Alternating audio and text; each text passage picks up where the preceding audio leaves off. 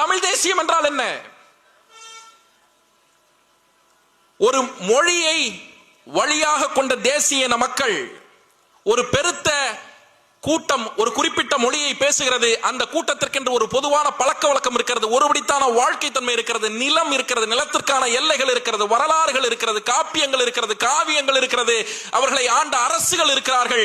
அவர்கள் தனித்த பெருத்த தேசிய இனமாக ஒரு நிலப்பரப்பிற்குள்ளாக ஆண்டாண்டு காலமாக வாழ்ந்து வருகிறார்கள் என்றால் அது ஒரு தேசிய இனம். தமிழர்கள் அப்படி வாழ்ந்து வருகிறோம். இது தமிழ் தேசிய இனம். இந்த தமிழ் தேசிய இனத்திற்காக செய்யப்படுகிற அரசியல் தமிழ் தேசிய அரசியல், அதற்காக பேசப்படுகிற கருத்துக்கள் தமிழ் தேசிய கருத்துக்கள். இதை விளக்க முடியும்.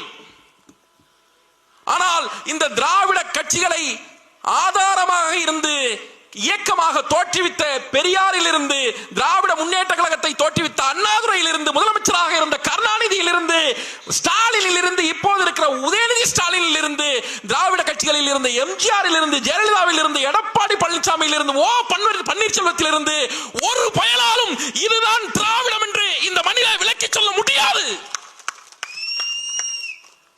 வெளிப்படையாக சவால் விடுகிறோம்.